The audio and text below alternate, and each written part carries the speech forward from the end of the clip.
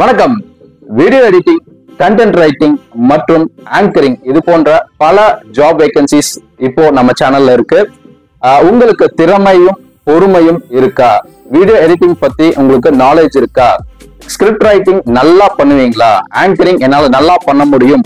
இது போல பல வேலைகளுக்கு உங்களுக்கு திறமையும் பொறுமையும் இருந்தா நம்ம சேனல்ல இந்த மெயில் ஐடிக்கு உங்களோட ரெஸ்யூம், அது மட்டும் இல்லாம உங்களுடைய இதுக்கு முன்னாடி பண்ண வேலைகள், அதாவது எடிட்டிங்கா இருக்கட்டும், ஸ்கிரிப்ட் ரைட்டிங், இது போல கண்டென்ட்ஸ் நீங்க ஏற்கனவே பண்ணியிருந்தீங்க அப்படின்னா அதையும் சேர்த்து எங்க இமெயில் ஐடிக்கு அனுப்புங்க. நாங்க உங்களுக்கு கால் பண்ணுவோம். திறமையும் பொறுமையும் மட்டும் இருந்தா போதும், வேற எந்த குவாலிபிகேஷனும் தேவையில்லை. இளைஞர்களுக்கு, மூன்றாம் பாலினத்தவருக்கும், மாற்றுத்திறனாளிகளுக்கும் முதல் உரிமை வழங்கப்படும்.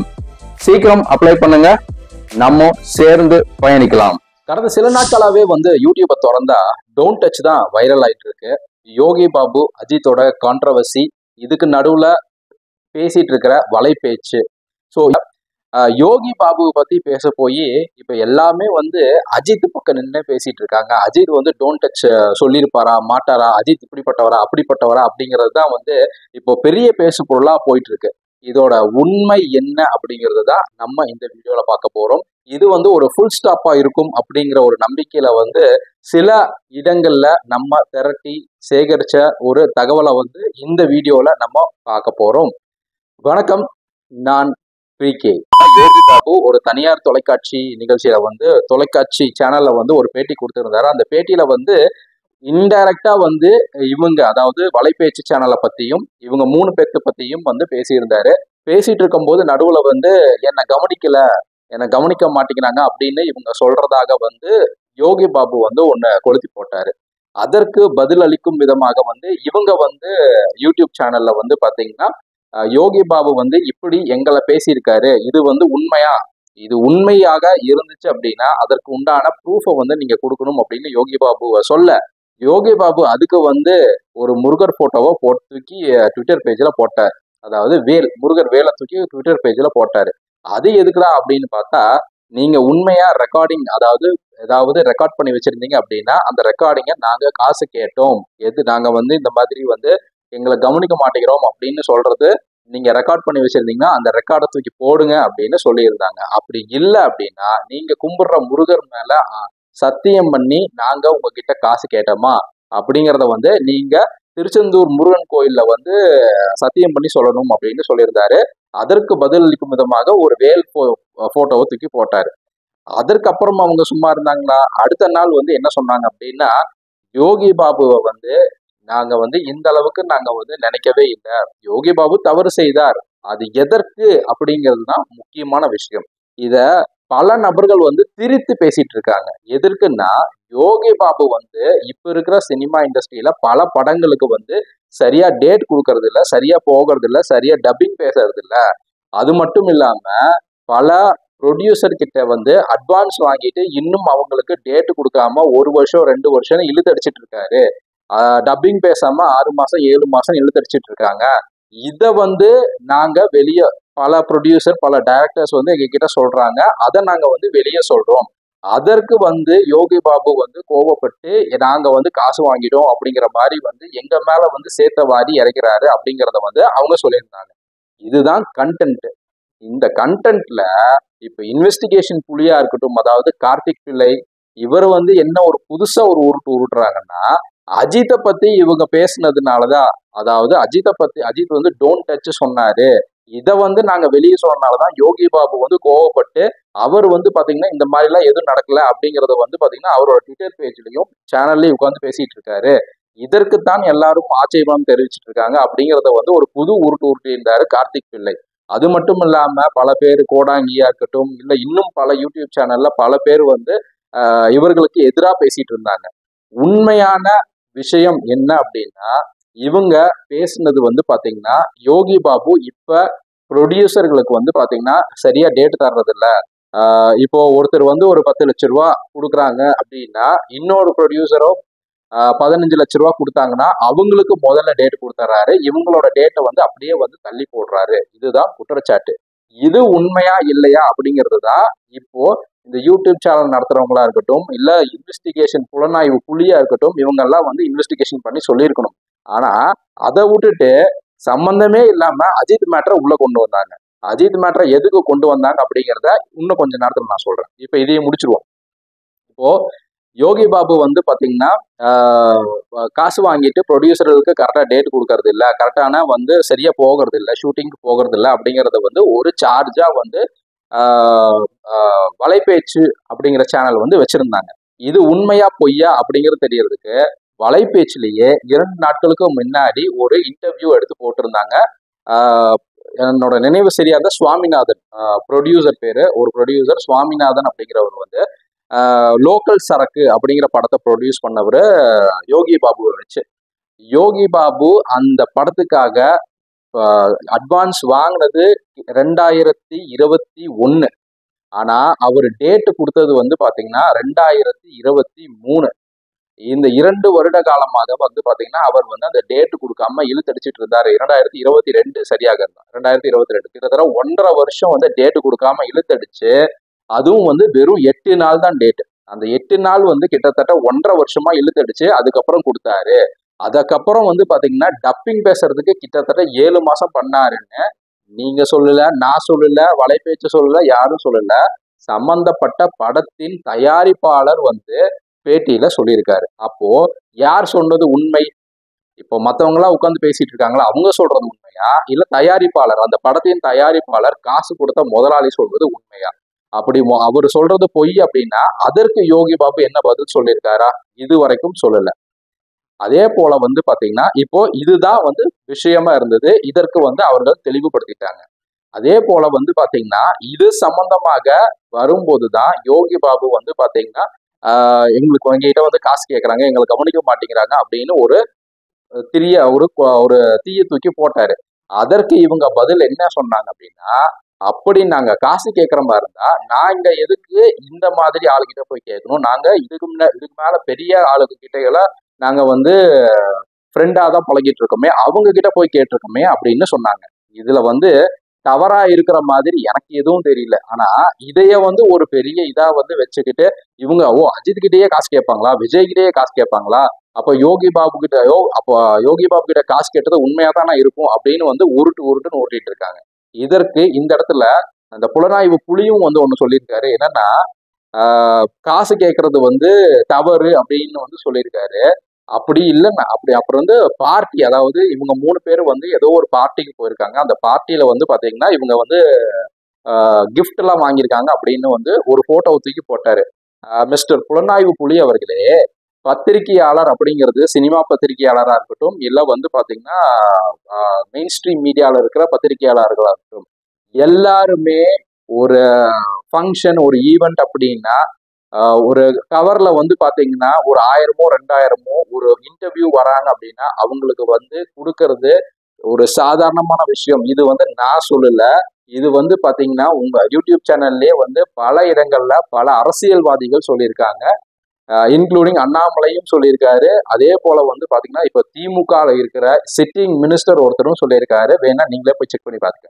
அதே போல வந்து பாத்தீங்கன்னா சினிமா துறையில இருக்கிற பத்திரிகையாளர்களுக்கும் இந்த மாதிரியான பார்ட்டி வைக்கிறதும் அதற்கு உண்டான இந்த கிஃப்ட் கொடுக்கறதும் ஒரு சாதாரணமான விஷயம்தான். இது தவறுன்னு சொன்னா அப்போ எல்லா பத்திரிகையாளர் மீதும் நீங்கள் குற்றம் சொல்ல வேண்டும். அது ஏன் குறிப்பிட்டு வந்து இவங்க மேல மட்டும் சொல்றீங்க அப்படிங்கிறது எனக்கு தெரியல.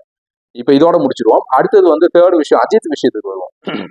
அஜித் விஷயம் என்னன்னா, இந்த ப்ரொடியூசரும் யோகி பாபுவும் இவங்களுக்குள்ள இருக்கிற விஷயத்துல வந்து பாத்தீங்கன்னா அஜித் எங்க வந்தாரு அப்படின்னா, இவங்க ஒரு விஷயத்த சொல்றாங்க. இப்போ நாங்க வந்து ப்ரொடியூசர் சொல்றதை கேட்டுட்டு நாங்க வந்து சொல்றோம், அதற்கு வந்து ஆமா இல்லைங்கிறத யோகி பாபு சொல்லணும். அதை விட்டு போட்டு சம்பந்தமே இல்லாம நாங்க காசு கேட்கிறோம்னு சொல்றாங்களே. அப்போ யோகி பாபு வந்து எங்க கிட்ட வந்து அஜித், அதாவது ஒரு படத்துல வந்து பாத்தீங்கன்னா இது நடந்தது சில வருடங்களுக்கு முன்பு, ஒரு 2-3 வருடங்களுக்கு முன்பு வந்து ஒரு படத்துல அவர் நடிச்சிட்டு இருக்கும் போது அஜித் வந்து என்ன டோன்ட் டச்ன்னு சொல்லிட்டாரு அப்படின்னு வந்து எங்க கிட்டதான் சொன்னாரு. அதற்கு நாங்கள் என்ன பண்ணணும், எங்களோட வேலை பாதிக்கப்பட்டவர் யோகி பாபு, அவர் சொன்னது உண்மையா பொய்யான்னு ஆராயணும் அப்படின்னா சம்பந்தப்பட்ட யோகி பாபு கிட்டையும் அஜித் கிட்டையும் நாங்க கேட்கணும். அஜித் வந்து இப்போ நாங்க தொடர்பு கொள்ள முடியாத ஒரு இடத்துல இருக்காரு. அப்படின்னா நாங்க யோகி பாபு சொல்றத நம்பிதான் வந்து 3 வருடங்களுக்கு முன்னாடி வந்து பாத்தீங்கன்னா ஒரு வீடியோல என்ன பேசியிருந்தோம்னா, யோகி பாபுவை வந்து இப்போ சமீபத்தில் இருக்கும் ஒரு மிகப்பெரிய ஒரு நடிகர் டோன்ட் டச்ன்னு சொல்லிட்டாரு அப்படிங்கிறத வந்து நாங்க சொல்லியிருந்தோம். ஆனா அந்த இடத்துல அஜித் தான் அந்த நடிகர் அப்படிங்கிறத வந்து நாங்க எங்கேயுமே சொல்லல. ஏன்னா அவர்கிட்ட வந்து நாங்க கன்ஃபார்ம் பண்ணாம அவர் பேரை யூஸ் பண்ணக்கூடாது, அவர் பேருக்கு களங்கப்படுத்தக்கூடாது அப்படிங்கிற ஒரு நல்ல எண்ணத்துல ஒரு மிகப்பெரிய நடிகர் தான் சொல்லியிருப்போமே தவிர நாங்க அஜித் பேரை எங்கேயுமே யூஸ் பண்ணல. இப்போ நாங்க எதுக்கு அதுதான் அந்த அஜித் தான் அந்த பெரிய ஆள் அப்படின்னு சொல்றோம்னா, நாங்க இதுக்கு முன்னாடி நாங்க சொல்லாம தான் இருந்தோம். ஆனா யோகி பாபு இந்த மாதிரி ஒரு டபுள் கேம் ஆடும்போது அந்த விஷயத்த நாங்க சொல்ல வேண்டியது எங்க கடமை அப்படின்னு சொல்லி சொன்னார். இதுல எந்த இடத்துல வந்து பத்திரிகையாளரின் நேர்மை தவறுச்சு, இல்ல வந்து பத்திரிகை தர்மம் வந்து தவறுச்சு அப்படிங்கிறது தெரியல. ஒரு நபர் வந்து உட்கார்ந்துட்டு பத்திரிகை தர்மம் தவறிடுச்சு, பத்திரிகை இதாயிடுச்சு அதாயிடுச்சுன்னு சொல்லிட்டு யாரு சொல்லிட்டு இருக்காங்கன்னா, அஜித் அவர்களின் உற்ற நண்பருமான இல்ல அடிவருடியுமான விபி சுந்தர் அவர்கள் ஒரு பேட்டியில ஒருத்தரை வச்சு உட்காந்து இந்த மாதிரி சொல்லிட்டு இருக்காரு. மிஸ்டர் விபி சுந்தரா இருக்கட்டும் இல்ல கோடாங்கியா இருக்கட்டும், எல்லாருக்குமே உங்க மேல ஒரு சார்ஜ் வருது அப்படின்னா அதற்கு விளக்கம் கொடுக்க வேண்டியது உங்களுடைய கடமை. அதற்கு வந்து பாத்தீங்கன்னா நீங்க விளக்கம் கொடுத்துட்டீங்க, அதனால வந்து பாத்தீங்கன்னா இவங்க வந்து பத்திரிகை தர்மத்தை மீறிட்டாங்க அப்படின்னு சொன்னா அப்ப நாளைக்கு உங்க மேல ஒரு சார்ஜ் வரும். அதற்கு நீங்க விளக்கம் கொடுக்கலைனாலும் அவங்க என்ன சொல்லுவாங்க, அப்ப நீ பண்ணது கரெக்ட் தான், அதனாலதான் சைலண்டா இருக்கான் அப்படிங்கறத வந்து பேச்சு வரத்தான் செய்யும். மிஸ்டர் பத்திரிகையாளர்களே, அதே மாதிரி இந்த இன்வெஸ்டிகேஷன் புலிக்கும் நம்ம சொல்லிக்க வேண்டிய ஒரு விஷயம். இப்போ வந்து அஜித் அப்படி பண்ணியிருப்பாரா இல்லையா அப்படிங்கிறது வந்து ஒரு தனி டாபிக். ஏன்னா வந்து அஜித்துக்கும் யோகி பாபுக்கும் நடந்த விஷயத்த வந்து யோகி பாபு வந்து வெளியே வந்து ஒருத்தர் சொல்றாரு. அதை வந்து ஃபேக்ட் செக் பண்ணி போட்டிருக்கணும். ஃபேக்ட் செக் பண்ணாம போட்டது வந்து இவர்களுடைய தவறு தான். அது வந்து அவங்களே சொல்றாங்க. அஜித் இப்போ வந்து யோகி பாபு இந்த மாதிரி வந்து டபுள் கேமா ஒரு 2 வார்த்தையா பேசுறாரு. அப்போ அஜித்தை பத்தி சொன்னதும் தவறாத்தான் சொல்லியிருப்பாங்க அப்படின்னு அவங்களே ஒரு அவங்களே அவங்க சேனல்ல வந்து அடுத்தடுத்த வீடியோல விளக்கம் கொடுத்துட்டாங்க. நாங்க வந்து அஜித்தை பத்தி போட்டது வந்து தவறாகத்தான் இருக்குமோ அப்படின்னு அவங்களே சொல்லிட்டாங்க. அதுக்கும் மீறியும் அஜித் அப்படி அஜித் இப்படி அஜித் அப்படி அஜித் இப்படி அவங்க எல்லாம் அஜித்துக்கு வந்து எல்லாம் விஜய் கிட்ட பணம் வாங்கிட்டு அஜித்தை பத்தி பேசுறாங்க அப்படின்னு ஒருத்தன் உட்காந்து யூடியூப் சேனல்ல பேசிட்டு இருக்கிறான். இவனெல்லாம் வந்து அது யார் பேசுறது, இந்த இன்வெஸ்டிகேஷன் புலி. இவங்கெல்லாம் வந்து விஜயோட பார்ட்டிக்கு போனாங்களாம். விஜயோட பார்ட்டியில வந்து பாத்தீங்கன்னா இவங்களுக்கெல்லாம் வந்து தேவையானதெல்லாம் கொடுத்தனால அஜித் வந்து இந்த மாதிரி பார்ட்டி எதுவுமே ஆர்கனைஸ் பண்ணாதனால வந்து அஜித்தை பத்தி எல்லாருமே கழுவி ஊத்திட்டு இருக்காங்க அப்படின்னு சொல்றாங்க. மிஸ்டர் இன்வெஸ்டிகேஷன் புலி அவர்களே, அஜித்தும் இது போல பல பார்ட்டிகளை வந்து பத்திரிகையாளர்களுக்கும் அதே போல அவர்களுடைய அந்த சினிமா ஃபீல்ட்ல இருக்கிற நண்பர்களுக்கும் பார்ட்டி கொடுத்திருக்கிறாரு அப்படிங்கிறத உண்மையை முதல்ல நீங்க தெரிஞ்சுட்டு வாங்க. ஏன்னா நீங்க சினிமா ஃபீல்ட்ல தான் இருந்தேன்னு சொன்னீங்க, முதல்ல அதை வந்து கிராஸ் செக் பண்ணிட்டு வாங்க. அவரும் பல பார்ட்டிகளை கொடுத்திருக்காரு. சமீபத்துல கிடையாது, ஒரு 4 வருடங்களுக்கு முன்பு. அது கரெக்டா சொல்லணும்னா வேதாளம் டைம் அந்த டைமா இருக்கட்டும், இல்ல அதுக்கு முன்னாடி வந்து பாத்தீங்கன்னா பல பார்ட்டிகள் அவரும் கொடுத்திருக்காரு. ஆனா அந்த பார்ட்டியில அஜித் அவர்கள் பங்கேற்கவில்லை அப்படிங்கிறது ஒரு உண்மையான விஷயம். அவர் வந்து அவருடைய மேனேஜர் மூலியமாக பாத்தீங்கன்னா பல பேருக்கு பார்ட்டி கொடுத்திருக்காரு அப்படிங்கிறது தான் ஒரு உண்மையான விஷயம். அதே போல விபி சுந்தர் அவர்களும் வந்து ஒரு பேட்டியில சொல்லியிருந்தாரு, என்னன்னா அஜித் வந்து இந்த மாதிரி வந்து செய்யக்கூடிய நபர் கிடையாது அப்படின்னு. அதைத்தானே அவங்களும் சொல்றாங்க, அஜித் வந்து அந்த மாதிரி செய்யக்கூடிய நபர் இல்லை, ஆனா யோகி பாபு சொல்றத வந்து நம்ம சொல்லணும் இல்லையா அப்படின்னு தான் சொல்றாங்க. அதை முதல்ல தெளிவா கேட்டுட்டு பதில் சொல்லுங்க சார் அப்படிங்கிறத நம்மளுடைய கருத்தா இருக்கட்டும். அஜித்தை பத்தி இப்போ நம்ம எதுக்கு பேசுறோம் அப்படின்னா, ஏன்னா நானும் ஒரு அஜித் ரசிகர் அப்படிங்கிறது உண்மை. ஆனா வெளியே வந்து இந்த மாதிரி கீழ்த்தனமா பேசிட்டு இருக்கிற ஒரு விஷயத்த வந்து பேசுறாங்க, யோகி பாபு மேல ஒரு சார்ஜ் வைக்கிறாங்கன்னா அதற்கு நீங்க பதில் சொல்லணும். ப்ரொடியூசர் கிட்ட கரெக்டா தான் டேட் கொடுக்குறாங்க, பணம் பண்றாங்க அப்படிங்கிற பதில் நீங்க சொல்லணும். அப்படின்னு எவனுமே இது வரைக்கும் சொல்லல. ஏன்னா வந்து இவங்க வந்து டார்கெட் பண்ணியிருக்கிறது வந்து வலைபேச்சு சேனலை தான், அந்த கண்டென்ட் கிடையாது. அதனால வந்து இவங்களுக்கெல்லாம் வந்து பாத்தீங்கன்னா அந்த வந்து ஒரு பெரிய விஷயமா தெரியல. உடனே அஜித் பக்கம் போயிட்டாங்க. அதே போல வந்து பாத்தீங்கன்னா சில மாதங்களுக்கு முன்பு சிவகார்த்திகேயன் மேல வந்து மியூசிக் டைரக்டர் இமான் வந்து ஒரு சார்ஜ் வச்சாங்க. அப்பவும் இதே மாதிரிதான் பல நபர்கள் வந்து இந்த செய்யாறு பாலுவா இருக்கட்டும், இவங்கெல்லாம் வந்து சிவகார்த்திகேயன் பக்கம் நின்று சிவகார்த்திகேயன் அப்படி பண்ற நபர் இல்ல, அவர் வளர்ந்துட்டாரு, அதை பொறாமையில தான் இப்படி எல்லாம் பேசிட்டு இருக்காங்க அப்படின்னு சொன்னாங்க. பின்னாடி வர வர வந்து பாத்தீங்கன்னா சிவகார்த்திகேயன் எப்படிப்பட்ட நபர் அப்படிங்கறது பல இடங்கள்ல வந்து எக்ஸ்போஸ் ஆயிட்டே இருக்காரு. ரீசெண்டா வந்து இந்த கொட்டுக்காளி படத்துல வந்து ஒரு அவர் உருவாக்குன நபர்களை பத்தி அவர் எவ்வளவு கேவலமா பேசி எவ்வளவு பேக் ஃபயர் ஆச்சு அப்படிங்கிறதும் தெரியும். அதே போலதான் சூரியும் வந்து இப்ப எப்படி எல்லாம் பண்ணிட்டு இருக்காங்க அப்படிங்கிறதையும் சொல்லிட்டு இருக்காங்க. பின்னாடி எப்படி பேக் ஃபயர் ஆயிட்டு இருக்கு அப்படிங்கிறது தெரியும். ஒரு விஷயம் நடக்குதுன்னா அந்த விஷயத்துல என்ன உண்மை இருக்குது அப்படிங்கறத சொல்றதை தவிர ஒரு அந்த சேனல் வளர்ந்துட்டாங்க, அவங்க அப்படி ஆயிட்டாங்க, இவங்க அப்படி ஆயிட்டாங்க, பொறாமையில வந்து உட்கார்ந்து இவனுக்கு எல்லாம் பேசிட்டு இருக்கிறது தான் மிகப்பெரிய ஒரு ஒரு வருத்தமா இருக்கு. இதற்கு ஃபுல் ஸ்டாப் வைக்கணும் அப்படிங்கிறதுக்காக தான் இந்த வீடியோ. இன்னொரு ஸ்பெஷல் தகவலா சொல்றேன். அந்த டோன்ட் டச் அப்படிங்கிற விஷயம் வந்து எப்ப நடந்துச்சு அப்படின்னு கேட்டீங்கன்னா, விஸ்வாசம் டைம்ல வந்து பாத்தீங்கன்னா நடந்திருக்கிறதுக்கான வாய்ப்பு அதிகமா இருக்கு. ஏன்னா விஸ்வாசம் படத்துல தான் கடைசியா யோகி பாபு வந்து அஜித் கூட நடிச்ச ஒரு படம். அதற்கப்புறம் வந்து பாத்தீங்கன்னா யோகி பாபு வந்து வலிமை படத்துல வந்து காஸ்ட் ஆயிருக்காங்க அப்படிங்கிற ஒரு தகவல் வந்துச்சு. ஆனா வந்து பாத்தீங்கன்னா அவருடைய போர்ஷன் எல்லாத்தையுமே வந்து நீக்கிட்டாங்க. இதற்கு ரீசன் என்ன அப்படிங்கறத வந்து இன்வெஸ்டிகேஷன் புலி அவர்கள் கண்டுபிடிக்க வேண்டும். ஏன்னா இதற்கு முக்கியமான ரீசன் என்ன, அந்த விஸ்வாசம் டைம்ல நடந்த ஒரு விஷயத்த உண்மையா இருந்துச்சு அப்படின்னா அதற்கு அவர் யோகி பாபு மனசுல வச்சுட்டு அஜித்தை வந்து ஏதாவது ஒரு நம்ம இடைஞ்சல் பண்ணணும் அப்படிங்கிற ஒரு ரீசனுக்காகத்தான் வந்து வலிமை படத்துல வந்து அந்த டேட்ஸ் கரெக்டா கொடுக்காம கரெக்டான டைமுக்கு வராம பண்ணிட்டு இருந்ததாகவும், அதற்காக வந்து பாத்தீங்கன்னா அஜித் வந்து அவரோட போர்ஷனையுமே டோட்டலா சொன்னதாகவும் ஒரு தகவல் வந்துச்சு. இது உண்மையா இருந்துச்சு அப்படின்னா வலைபேச்சு சொன்னதும் உண்மையாக தான் இருக்க வேண்டும். அப்படின்னா அப்ப தவறு யாரு செஞ்சிருக்கா? யோகி பாபு தான் செஞ்சிருக்கா. அப்ப நீங்க சார்ஜ் பண்ண வேண்டியது யார? யோகி பாபு. அதை விட்டு போட்டு ஒரு விஷயத்த சொல்றாங்க, சொன்னதுக்கு வந்து இவங்கள போட்டு சார்ஜ் பண்றது வந்து பாத்தீங்கன்னா எந்த வகையில நியாயம் அப்படிங்கிறது தெரியல.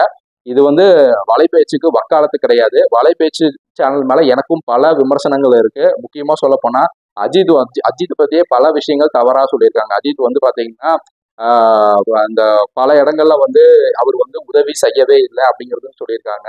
அதுக்கப்புறம் அஜித் வந்து விடாமுயற்சி படத்துல வந்து சரியா டேட் வந்து கொடுக்கல, அவர்னாலதான் இவ்வளவு லாஸ் ஆயிடுச்சு அப்படின்னு சொன்னது, இது எல்லாமே அவர்கள் மீது எனக்கும் விமர்சனம் இருக்குது.